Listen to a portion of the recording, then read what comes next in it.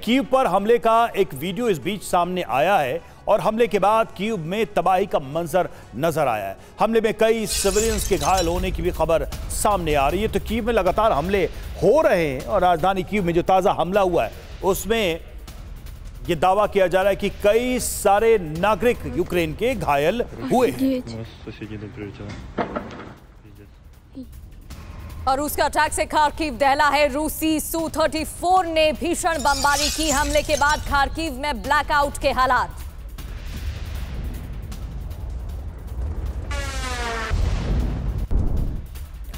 और देखिए eastern front पर रूस को बड़ा झटका। यूक्रेन के MiG-29 ने ड्रोन बेस को उड़ा दिया। अमेरिकी GBU-39 गाइडेड बमों से यह हमला किया गया है और इस हमले में दावा यह किया जा रहा है कि यहां पर जो ड्रोन बेस था उसे उड़ा दिया गया है।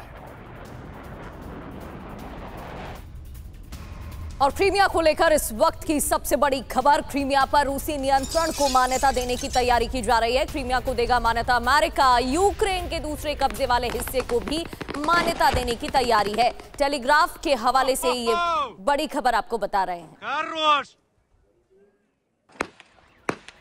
क्रीमिया को मान्यता अमेरिका देगा और इसकी तैयारी की जा रही है। क्रीमिया पर रूसी नियंत्रण को मान्यता देने की तैयारी है। यूक्रेन के दूसरे कब्जे वाले हिस्से को भी मान्यता देने की तैयारी। तो देखिए क्रीमिया को आधिकारिक मान्यता। TV9 एक्सक्लूसिव ये जानकारी आपको दे रहा है। बड़ी बात क्या है, खबर ही अपने आप में बड़ी है। क्रीमिया को रूस के क्षेत्र के तौर पर मान्यता देने की तैयारी में अमेरिका है और क्रीमिया की मान्यता को लेकर रूस लगातार दबाव बना रहा था। यूक्रेन के दूसरे कब्जे वाले इलाके को भी मान्यता देने की तैयारी है और यूक्रेन के रूसी कब्जे वाले क्षेत्र को इंटरनेशनल मान्यता देगा United states of America.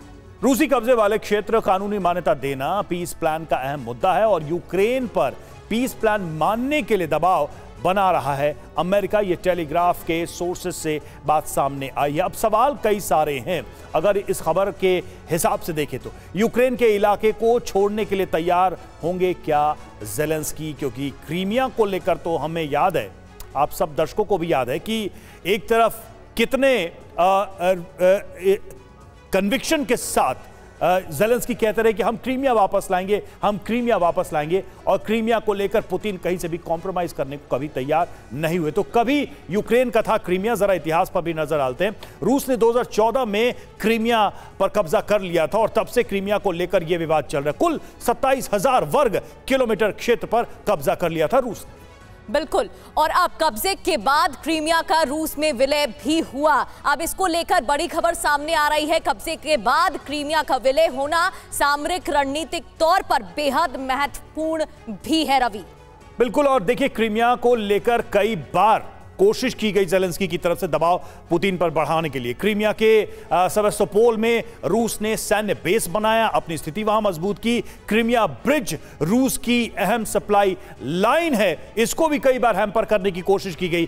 Crimea की मान्यता मतलब ब्लैक सी में रूस के दबदबा को अप्रूव कर देगा अमेरिका एक तरीके से। और रूस यूक्रेन के बीच अहम लैंड कॉरिडोर भी क्रीमिया है। ज्योग्राफिकली भी देखें तो ये रीजन बहुत ज्यादा इंपॉर्टेंट है, इसलिए शुरू से इस पर नजर। और रूस यूक्रेन के बीच अहम लैंड कॉरिडोर भी क्रीमिया है, इस वजह से भी इसको लेकर चर्चा होती रही है। और अब ये बड़ा निर्णय जो अमेरिका तैयारी कर रहा है, इसके बाद क्या वाकई में ऐसा होगा, ये भी एक बड़ा सवाल खड़ा हो रहा है। और देखिए यूक्रेन में रूस का कंट्रोल या कब्जा कहें तो कहां है उसको भी जरा हम देख लेते हैं। ज्यादातर हिस्सों पर नियंत्रण है और कहां है तो लुहांस्क में मैक्सिमम एरिया जो है वो रूस के कंट्रोल में है। इसके अलावा जो दूसरा इलाका है डोनेस्क, वहां पर भी काफी नियंत्रण रहा है रूस का। इस युद्ध के बाद तो और भी नियंत्रण बढ़ा।